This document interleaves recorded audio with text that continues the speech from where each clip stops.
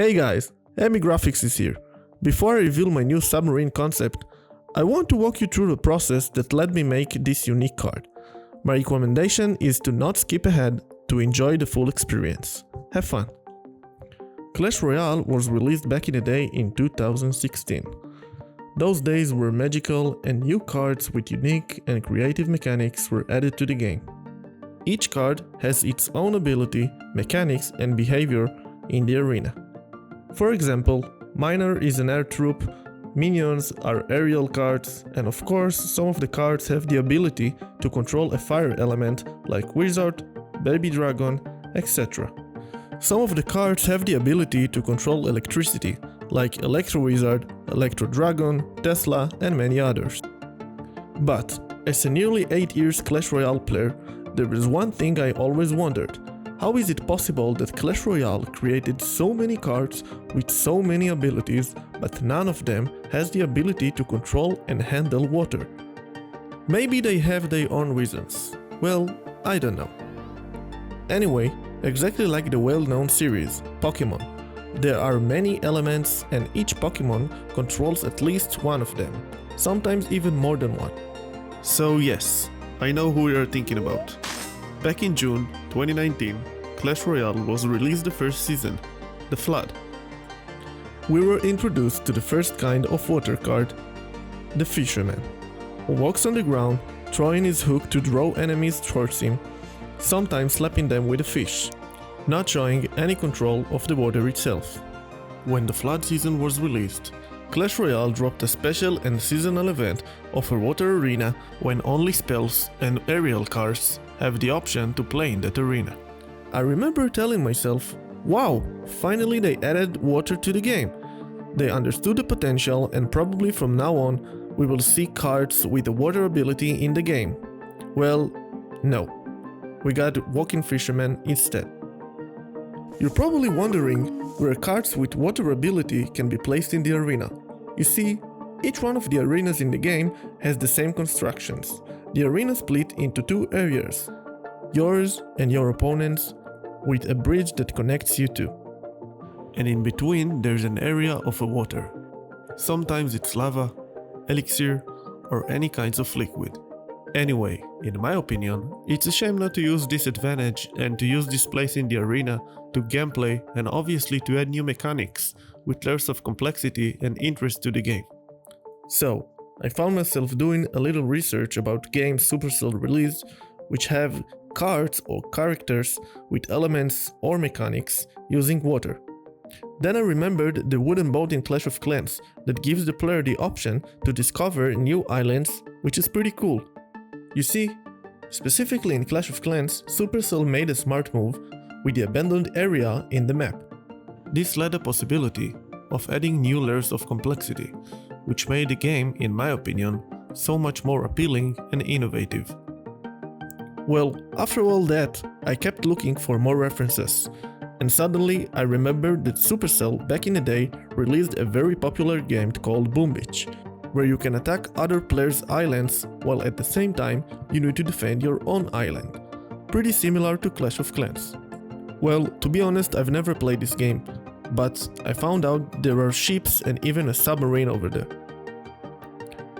My first thought was to go with a ship or a boat concept, but then I realized it can be tricky since there are two bridges in Clash Royale's arenas, and the boat or ship could be very limited with the movement over there, and the mechanics become limited as well.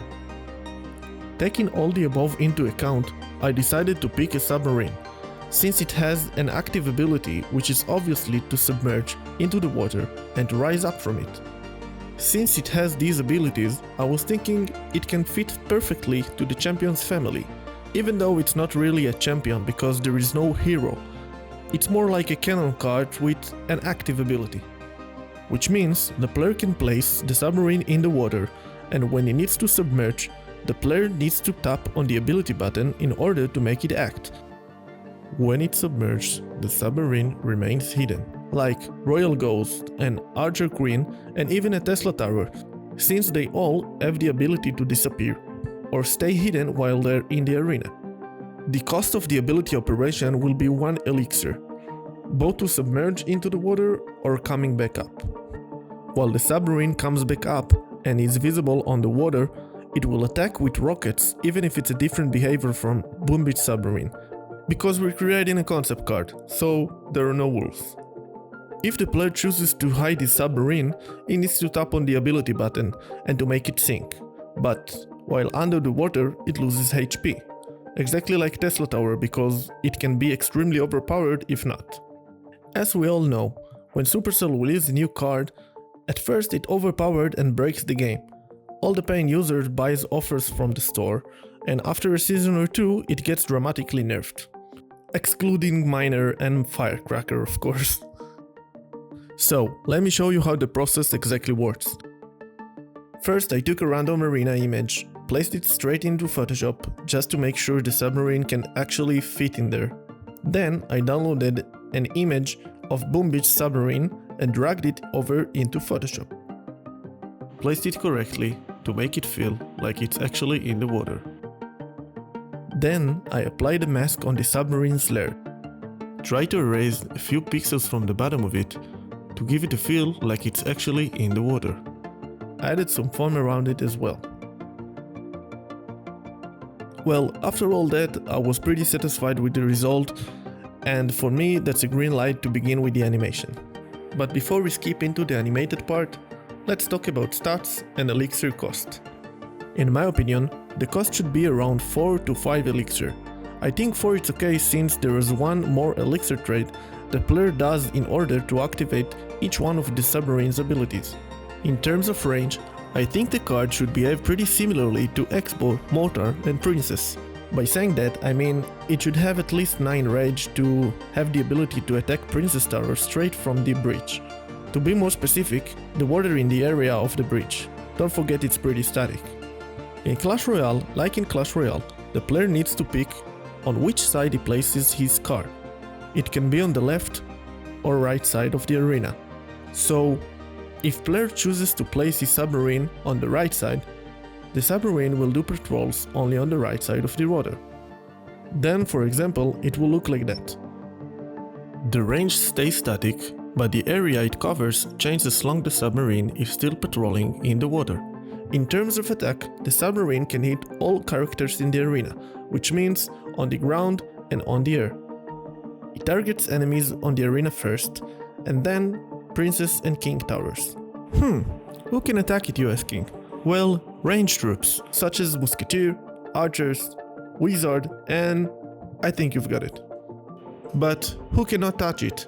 Well, now that's interesting. Obviously, tower targeted cards like Giant, Hog Rider, and many others cannot touch the submarine. But not only them, ground troops that are not shooters, such as Bandit, Prince, Lumberjack, and many more cannot do so either. Keep in mind, when the submarine submerges, it enters defensive mode, and the benefit is that no one can hit it when it's under the water. The drawback is the loss of HP as long as the clock is ticking. After all that, I think we have all the ingredients we need. So let me do a few Photoshop magics and voila! This is what the card will look like. Now, let's skip to the fun part. After all I've said, let me show you some gameplays of the submarine.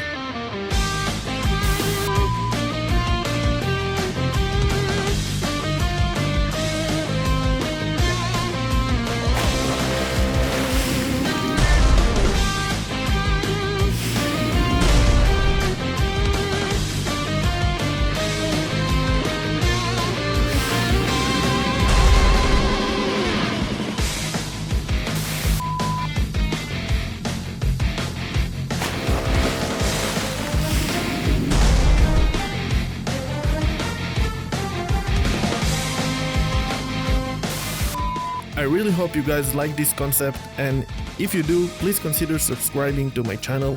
It means the world to me. Thanks, and see you in the next time.